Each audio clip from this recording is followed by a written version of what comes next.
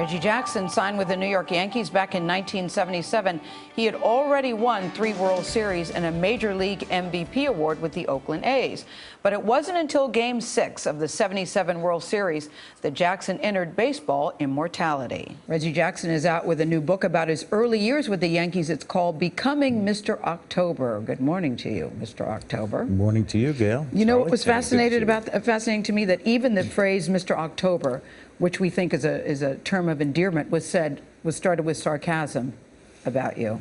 I guess you could look at it that way. That's what you said in your book, that it wasn't a term of affection in the beginning. That's true. That's Joe what I mean. Garaggioli started off saying autumn child, and it kind of, clicked on a little bit further, and then Thurman made the comment in Detroit. I don't feel like talking about it to the press. Why don't you go down and talk to Mr. October? So. But you said you wrote this book, Reggie, because you wanted to set the record straight about you, that you were embarrassed and upset with how you were portrayed.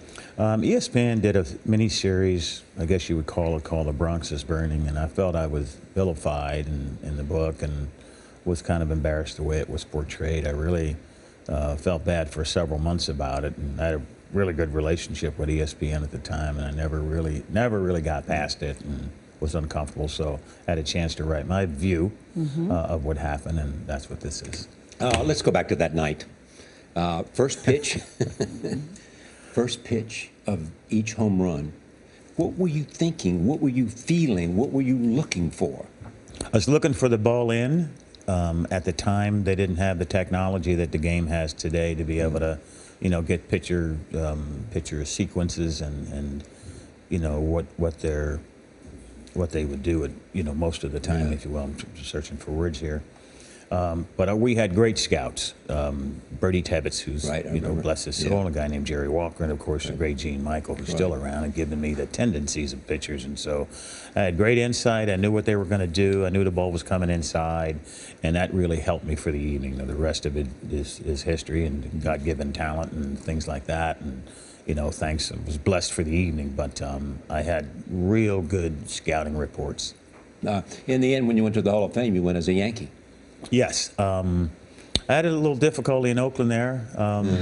That wasn't as accepted as I would like to have been.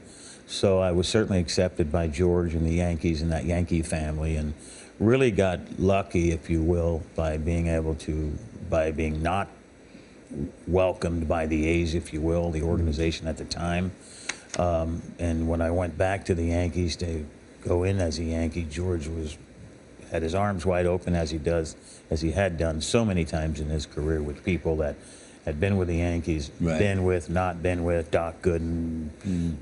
And before, there's also this, you and Billy Martin. Yes. Billy Martin. Billy Martin had been hired and fired a few times as well, but certainly it's a significant part of the book, the tumultuous relationship that he and I had, the like, the dislike, more dislike than like, if you will, my expression of it, the things that I went through. But talk about the things you went through, though, Reggie, because I thought that was very eye-opening. You talk about your locker being in a corner where you weren't surrounded by anybody, and Billy Martin taking you out of the game in the middle of an important game after telling people, watch what I'm going to do to him.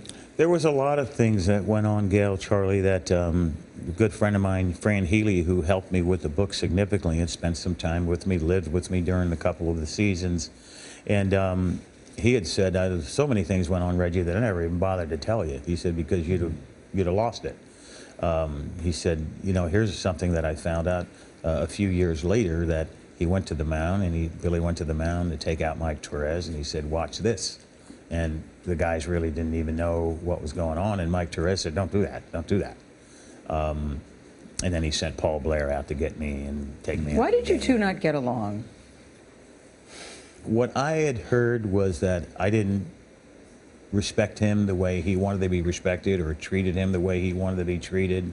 I didn't call him over the winter when I was traded to the team. George didn't really ask him if I was the guy that he wanted. And what happened for me to get there, Thurman Munson has said to George, they were talking about Joe Rudy, Bert Campaneris, play shortstop. And Thurman once said, go get Reggie. Go get the big guy in Oakland. He's the guy.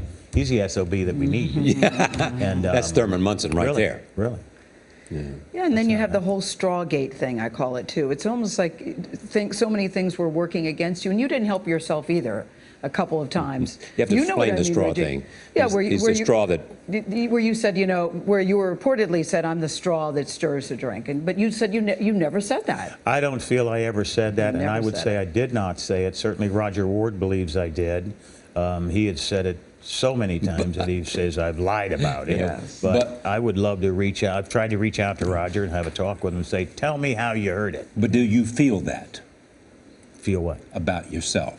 That you're the straw that stirs the drink? No, I would say I was the final ingredient that helped this team get over the top and become a champion. Great to see you, Reggie. Thank you. We'll be right back. Becoming Mr. October is on sale now.